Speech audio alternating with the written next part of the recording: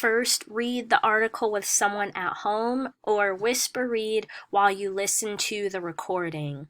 Then you have the option to write complete sentences or record yourself answering the following questions. Number 1 says, what do roadmaps show? You can use the sentence starter, road maps show, and then fill in that blank. Number 2, what do political maps show? You can use the sentence starter, political maps show, and then fill in what's missing there. What do physical maps show?